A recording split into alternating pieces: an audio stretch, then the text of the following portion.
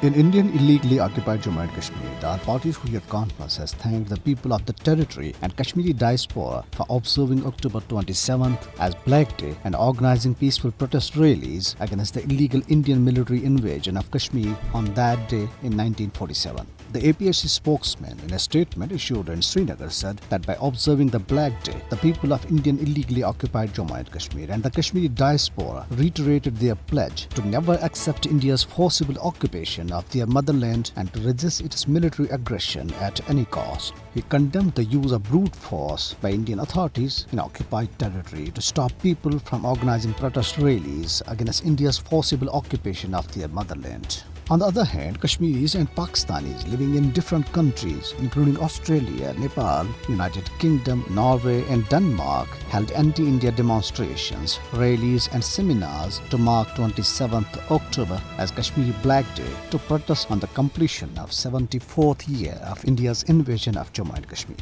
Speakers of these events highlighted the Kashmir dispute and the miseries of the oppressed people of Indian illegally occupied Jammu and Kashmir. Meanwhile, Indian troops, in their fresh act of state terrorism, martyred one more youth in Baramulla district. The troops martyred the youth identified as Javed Ahmed Wani during a cordon and search operation in Tserdari area of the district.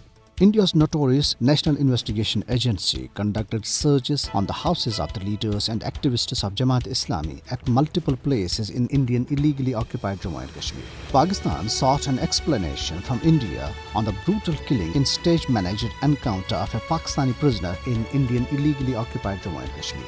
Zia Mustafa, a resident of Rawalakot area of Azad Jammu and Kashmir, had been lodged in Jammu's Kot Balwal jail for the last 18 years. He was taken to Bhatta Durya area, Poonch district, and shot dead by the troops during a so-called cordon and search operation on Sunday. Pakistan's Foreign Office spokesman Asim Iftikhar, in a statement in Islamabad, has said that Indian charge d'affaires was summoned to the Foreign Office and a strong protest was lodged on the gruesome incident. He said that the Indian envoy was told that the killing of Pakistani prisoner under mysterious circumstances at a location far away from the prison where he was interned was not only intriguing but also raised serious questions about the well-being, safety and security of Pakistani prisoners in India. The All Parties Hurriyat Conference has also condemned the gruesome killing of Pakistani prisoner in a fag encounter by Indian troops in Poonch district of occupied territory.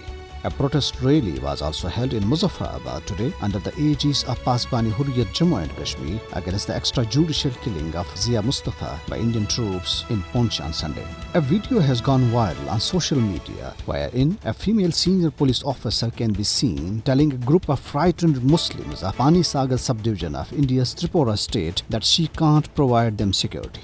The activists of extremist Hindu organization Vishwa Hindu Parishad vandalized a masjid and attacked the shops and houses of Muslims in the area, a video of which is also making rounds on social media. On the other hand, the police in the Indian state of Uttar Pradesh arrested 3 Kashmiri students for allegedly posting messages on social media praising Pakistan cricket team after it defeated India in the T20 World Cup match on Sunday.